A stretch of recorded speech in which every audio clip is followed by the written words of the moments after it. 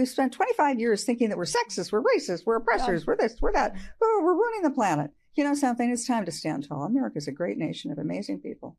And if we just get that together, nothing stops us.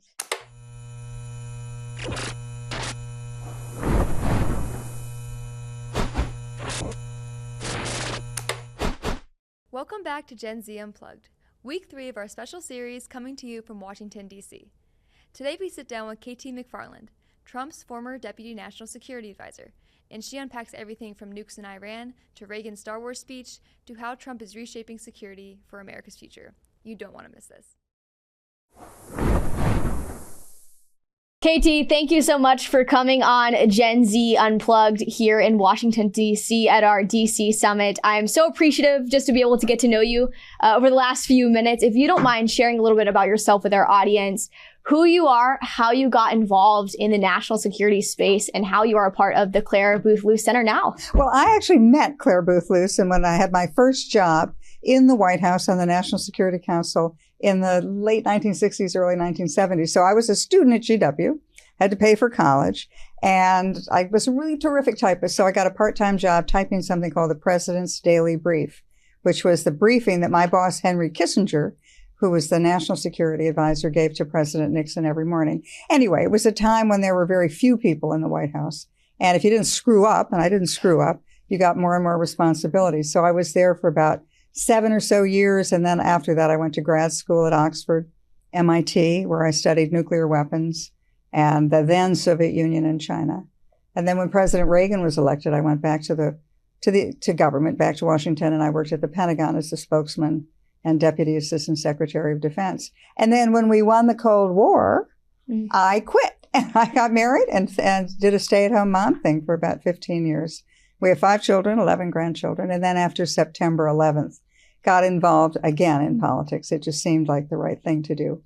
And I worked at Fox News for about 20 years as the national security analyst, did a lot of public speaking, advised a lot of presidential candidates, ran against Hillary Clinton for the U.S. Senate. She lost. I lost. She won. But in the end of the day, I'm doing better than Hillary is. That's right. And then when President Trump was elected, he appointed me the Deputy National Security Advisor and the co-chairman of the transition. That's good. Now, how did you get started with the Luce Center? Because you said you met Clare Boothe in the 70s. In the 70s. So Michelle Easton, who really was the founder and the spearhead of this organization, she was one of the few women in the Reagan administration, so we knew each other from there. And look, the world of conservative women was really small. I mean, you think you have trouble on campus now? That was nothing like what we had. I mean, the women really weren't involved in politics. We had no equal rights to anything. And so it was a time when, the handful of us stuck together. And when I did my doctorate at MIT, I think I was the first woman. Well, when I taught at MIT, I was certainly the first woman that any of my male students had ever taken a lecture from. Wow, that is quite the I know. I'm older than your parents. Think of me as the grandmother of national security. But I was really lucky. I mean, I had great mentors all along the way. And I was, in my government experiences, whether it was in the Nixon administration or in Reagan or in Trump, they were times of enormous change in the national security field and great excitement. So I was, present at creation at some of the most important moments in the post-war period. Yeah, I was going to ask, what were some of the big changes that you were around for that you saw? Some of the surprising things maybe in your field that you've seen as it's evolved? What are some of the things that stuck out? Okay, so let me tell you, when I was in the Reagan administration, I was a speechwriter. And President Reagan, who had very much like President Trump, he came in after a very weak President Jimmy Carter, where the United States, the economy was in bad shape. Everybody was kicking us around all over the world. And Ronald Reagan was elected to change things. So he had a Reagan defense buildup. And I was at the Pentagon, wrote the speeches for the people at the Pentagon, for myself, and then wrote some for President Reagan. And so I wrote the first draft of what later became known as the Star Wars speech in 1983. So I wrote the speech. President Reagan invited me to come to the Oval Office with him when he gave the speech. So I'm standing at the back of, President Reagan is giving this historic speech calling for, the end of the Soviet Union. We were going to win the Cold War, and we were going to have a missile shield that would protect the United States against nuclear attack. So so I was there at that historic moment. And then afterwards, President Reagan had a group of scientists. I mean, nobody ever thought about this before. And he had a group of scientists and military people, me, the speechwriter, and they were all talking about, well, we didn't have the technology in the early 1980s to create a missile shield, like an Iron Dome, but we could aim towards it. And so that was really a moment of history because of the idea that maybe you could free the world of nuclear weapons. So fast forward to the collapse of the Soviet Union, and the Soviet leaders of the time, they pointed to that speech and said, that's when we knew we couldn't win. We knew that we were using all of our resources towards the military budget. We had people who were starving from bad harvests. We couldn't borrow money on the international market. We couldn't make any money because the price of oil had gone down. And that one speech was the turning point. So I think I was present really at the creation of the collapse of the Soviet Union, the collapse of communism. And then I would say the second thing that is really exciting was being part of President Trump's effort. Because in a lot of ways, everybody since Saint Ronald Reagan, has said, oh, I am the heir of Ronald Reagan. I'm the new Reagan, where you had conservative, Rand Paul says it, Ted Cruz says it, everybody says it. And yet the one guy who doesn't say it is Donald Trump. And in fact, he is. He is the one who will fulfill what President Reagan's ambitions and dream was. Trump is fixing the economy, right? Just like Reagan did. He's reestablishing America's global leadership position. He's rearming America. He's emphasizing and focusing on technologies of the future, AI, quantum computing. And I think he's going to, I think he will get that golden dome that he's talking about, which would really render nuclear weapons obsolete, because it would mean nobody could attack us with a nuclear weapon. And that just changes the whole complexion of the world. That's right. Yeah, no, I think it's really exciting to see, what's happening. And it's very unique. You have a unique position because you've seen so many different administrations. And not only that you've been looking at them from the outside, but you've been within them and seen what has happened within these administrations. And I'm curious your thoughts, because there's so many different opinions. You've got news headline after headline, and young people, especially young women on their college campuses, are really confused. They're very conflicted on what really is happening with Iran. Did President Trump make the right decision? Are we going to get into World War III? There's all these buzzwords, right? Especially on X and these social media platforms. People are very confused. You, as the former Deputy National Security Advisor, what has been your reaction to all this? So for 45 years, since the Iranian Revolution in Jimmy Carter, remember I said the weak president that preceded President Reagan, for the last 45 years, Iran has been the centerpiece of everything bad in the Middle East. They've supported terrorism. They've used the energy as a weapon. They've taken the whole global terrorist movement and they've supported it. And their whole goal since the founding of the Iranian Republic has been death to Israel, kill all the Jews. Oh, and then after you kill Israel and all the Jews, let's go after America, death to America. So they've been the problem, and they've been developing nuclear weapons. And every president for the last 5, 6, 7 presidents has said, oh, Iran is never going to have nuclear weapons. And yet they never did anything about it. President Trump has done something about it. So what has he done? In conjunction with Israel, they have taken out Iran's entire internal, external sort of network of pals. So who are Iran's big friends? Russia, China. They were nowhere to be seen in this latest attack. Israel very strategically went after what's called the Ring of Fire, which was all the proxy groups that Iran had paid for over the years to protect Iran and try to, destroy Israel. So it's Hezbollah, Houthis in Yemen, Hamas, and so the Israelis, one after another. Remember a couple of months ago when the Hezbollah leaders had pagers in their pockets and they exploded? Right. All right, that was one effort to get rid of. Then there were assassinations of the senior Iranian nuclear scientists. So Israel did the heavy lifting early on. But there was always one big problem, which was nuclear reactors buried deep underground that there was no way you could destroy them.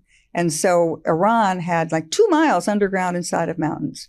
And that's what President Trump did. He took the tough call and he said, I'm using American bunker buster bombs, BBBs, bunker buster bombs. And those are they burrow deep inside the mountain to create a shaft. And then they send a second weapon down, which destroys the nuclear sites. Now, as you look at the pictures, the satellite pictures, it's just like a lot of rubble on the side of a mountain. Right. So the people who are critical say, well, that was nothing. Trump didn't really do anything. It was just a big explosion, but Iran still has nuclear programs. Maybe, maybe not. But guess what? We know how to do it now. So if Iran does decide to double down and they want to rebuild their nuclear program, well, we know where it is. We'll just hit them again. Spend a couple $1 billion, we'll hit them again. What the president wants to do, and I think it is the only responsible thing to do, is make sure Iran does not have nuclear weapons. We're not going to fight World War III. We're not going to put American boots on the ground. We are just going to stop them from having nuclear weapons. And at the same time, what President Trump is doing is talking about building this missile shield, the Golden Dome. And at the same time, he's also making friends and alliances in the Middle East where we have never had them. I mean, we have never had alliances with Saudi Arabia, the Gulf Arab countries, we call them. I mean, we've sold things to them, they've bought things from us, but they were never strong allies. And now with the President Reagan's Abraham Accords in the first term of his administration, he has Israel doing business with the Saudis, with United Arab Emirates, Qatar. So all of a sudden, you have peace and prosperity in the Middle East that you didn't have before. And Iran, remember the bad country for 45 years, they're really out in the cold. I think Iran is a spent force. That's right. Wow. And you said that, Trump is doing all of this stuff now. Was this in the works in his first administration? Because I know you've kind of been involved in both. Was that in the works and they were just kind of stomped down during the Biden administration after he left? That's a great question. But here's the thing. For some inexplicable reason, the Obama administration had this sort of unrequited love affair with Iran. So they didn't, and this is Obama administration, right? They didn't like the Israelis. They didn't like the Saudis. So they had a policy of, allowing Iran to get nuclear weapons, but it would be a sort of a phased in program. Iran would get them in 10 or 12 years. It was never to stop Iran's nuclear program. It was just to sort of put it on pause, like hit the pause button for 10 years. And then President Trump comes in and says, that's a terrible deal. It's a flawed nuclear deal. I'm pulling out of the Iran nuclear weapons deal. We're going to sanction Iran. We're going to make sure they can't sell oil on the international market, which is how Iran makes its money. And it was going really well. I mean, at the end of President Trump's first term, we saw that Iran was almost bankrupt. They couldn't feed their own people.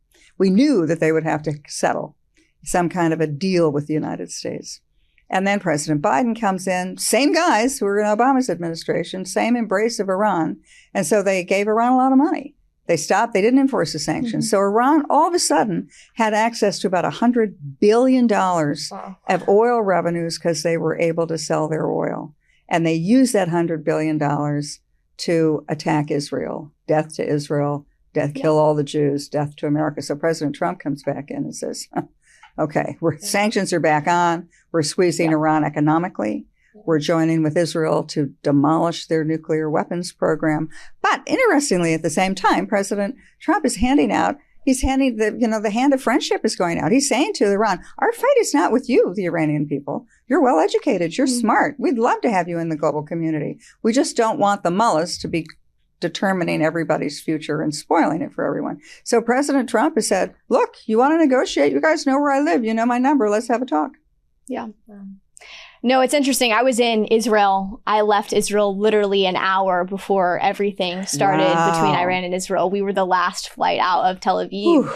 And while we were, grateful for the Lord's providence of the group that I was with, it was very interesting being on the ground there post October 7th, 2023, because there's so much that you will never hear from any mainstream media outlet. I mean, even the Nova Music Festival Memorial, I posted that. We were there and there was, you could hear machine guns firing off and the IDF was bombing Gaza that day.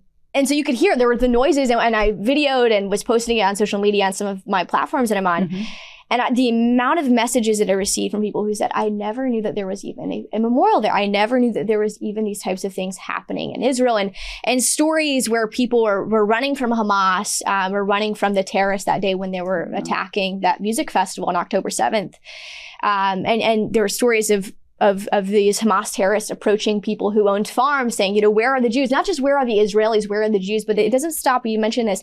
It doesn't stop with Israel. It doesn't stop with the Jewish people. They're coming to America. I mean, the Houthis' slogan is death to Israel, death to America, victory to Islam. And so this is a threat, but I think we have an even deeper threat in the United States of America that doesn't get talked about, where, China is the biggest threat. Russia is the greatest threat. What do you truly believe from your experience? You're a mom. I'm assuming you're probably a grandma I have as 11 well. grandchildren. 11 grandchildren, and more to come. What do you believe is truly the greatest threat, not just to the United States of America, but to the world? Oh, it's us. We have to get our act together. And I think President Trump has turned us away from that crazy silliness, right? Where we're all going nuts for the DEI stuff and the woke agenda and embracing Iran's nuclear program and really having America's interests last, not America's interests first. We were bleeding to death. Economically unsustainable. We were had an open border. All the things that were wrong were because we were doing it to ourselves. But I think with President Trump, he sealed the border. He's fixing the economy. He's gotten America to love America again. It's funny. I always thought that Donald Trump, like Ronald Reagan, would fix the economy. Yeah. I figured he would defeat, not necessarily militarily, but he would not allow the bad guys to win, right? Whether it's China, Russia, whatever, that we would prevail. But what I didn't appreciate was how he's going to have America love itself again.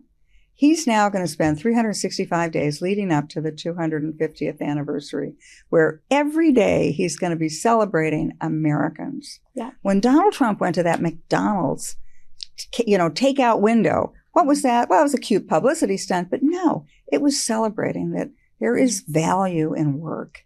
And even if you work at McDonald's, that's a valuable thing. And I think that plus his emphasis on families, I know all of his children really well. He's been an amazing parent and grandparent.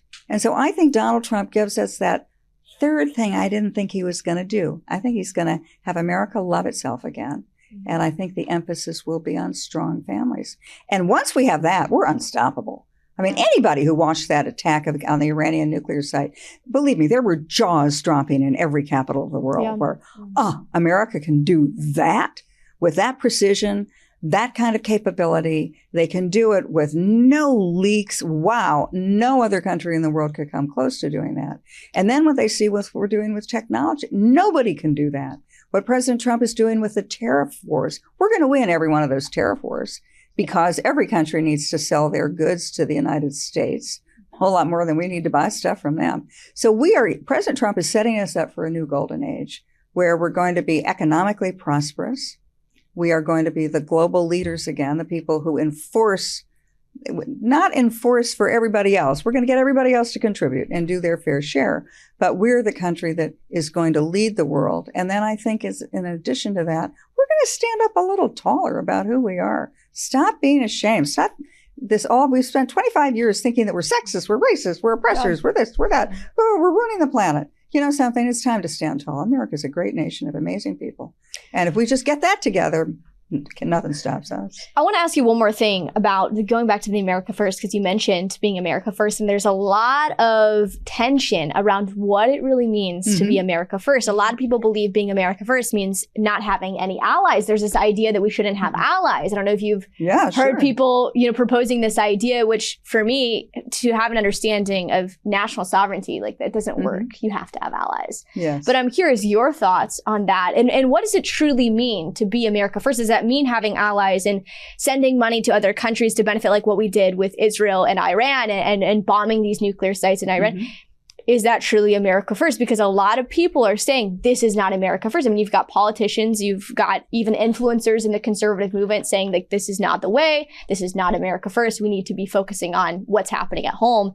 And you've already talked about this, how this is going to benefit us as Americans, as we the people, but what do you truly define as America First? Here's the thing. Since the end of World War II, we were always America last. And we did it very deliberately, Republicans and Democrats. We said, Europe is destroyed by World War II. We are going to underwrite we'll pay for their security. We'll pay for them to develop economically. We'll do the same for Japan, for Korea. And then we did the same for China. Because we said to ourselves, how do we prevent World War III?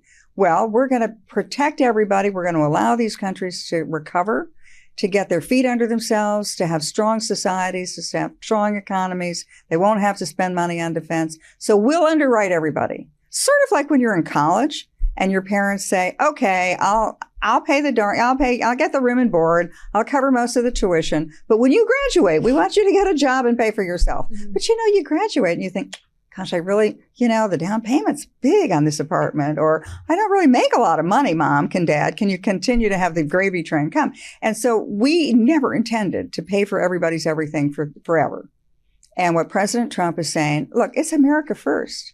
And by doing that, actually, we make the world stronger. Mm-hmm. I mean, I had my German counterpart say to me, well, I said to him, look, Donald Trump expects you're going to pay your fair share for our common defense in NATO. And he said, oh, that's so unrealistic. That's so naive. We're not going to do that. Well, sure enough, they ended up doing it. But what happens is if there's a shared alliance, when you talk about our allies, if we're doing all the heavy lifting, they're not allies, they're dependents. Mm.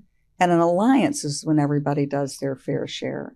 And you have a stronger alliance as a result. NATO is a stronger alliance with our other NATO allies doing their fair share, not expecting us to always pay for everything and do the heavy lifting. The same with Asia. Our trading partners, again, they may not like it any more than you like the fact that Mom and Dad are saying, go get a job and, pay for your own rent. But at the end of the day, aren't you a better self-sufficient nation in person when you do it? So that's what America first means. That's right. Yeah. What would you say to Gen Z who are confused about all of this, which you've shed so much light on for just clarity? How would you say their best way to get involved in this sort of thing, to be able to play an influential role or just even stay informed? What advice would you give to Gen Z? I think you've already started the heavy lifting. Mm-hmm. To be on a college campus right now and to be a conservative woman, I mean, you probably call it 1 million. It takes such enormous courage to even go to a meeting with conservatives and Republicans. I mean, people are probably demonstrating, protesting outside your dorm. But you've had the ability to think for yourself, and this is where you've concluded your political interests lie. So just keep having personal courage. I mean, at the end of the day, you do the right thing for the right reasons, and it always works out just fine in the end. That's right. Ms. KT, how can people find you and support your work? Oh, well, look, I'm at the end of my brilliant career, but I am at realktmcfarland.com. And I have a website, and I go on Fox News and Newsmax. And I do a lot of media, and I talk to a lot of young people's groups. So just listen, but really stay informed yourself and have the personal courage that you've already demonstrated to stand up and to say, I'm not like that. I'm not a DEI person. Right. I don't think men should be in women's sports. I believe in a family. I want to have a life that balances my professional and personal life. You've already made the tough choices. So just keep doing it. That's right. Thank you so much for joining us on Gen Z Unplugged. Thank you.